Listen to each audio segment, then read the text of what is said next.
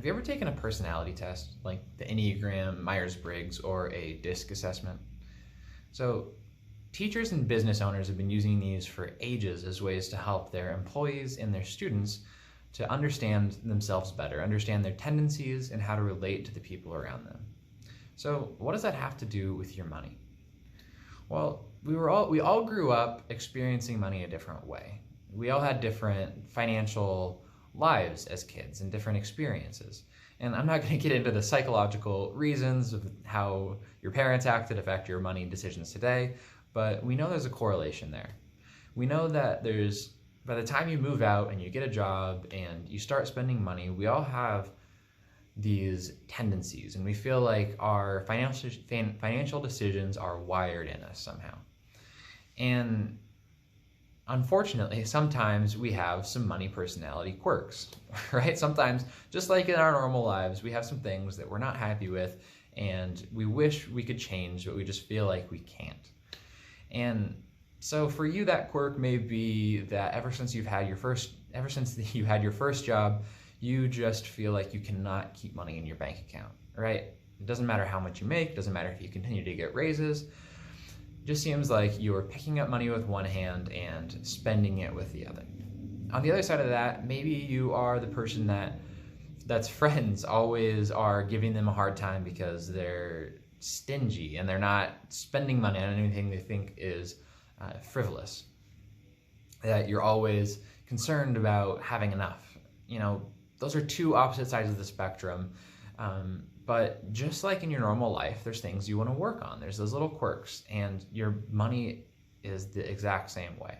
So how do you take care of those things? Well, the first thing you have to do is you have to own up to it, right? You have to humble yourself a little bit. Say, okay, this is an area of my financial life that I struggle a little bit, and I'd like to take some steps to remedy that. So how do you do that? Just like in life, with anything else, it's really helpful to have somebody that can come alongside you and hold you accountable for the decisions that you're making.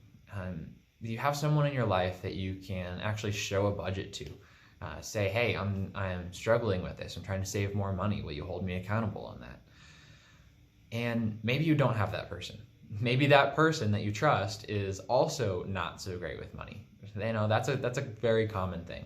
And if that's the case, it might make sense for you to hire a financial advisor. Hire someone on the outside to look in and hold you accountable for the financial decisions that you're making. That's okay to do that. Another thing to take into consideration is that when you're trying to make financial changes in your life, don't try to change everything at once. Very few people are able to quit smoking by quitting cold turkey. A more effective way to make any changes in your life, especially big changes like in your financial life, are to make small, manageable steps over time. Now, thankfully with your finances, making small changes early on can really pay dividends down the road. With finance, really catching your quirks, your tendencies as early as possible, and making those small changes earlier rather than later are going to make huge differences for you down the road. Now, because we think that knowing about your financial personality is so important, we actually put together a little financial personality quiz for you. It's just like those quizzes you've taken on BuzzFeed or whatever, on Facebook or any other news site. And it only takes a couple minutes, but it hopefully teaches you something about yourself, something about your money personality, something about the tendencies that you have.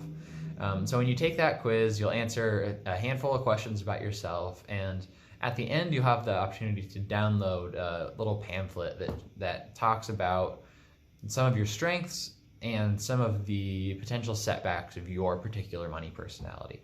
I'd really encourage you all to take that, to read through, and learn something about the financial decisions that you make. Thanks, I'm Austin with InvestRx, and I'll see you next time.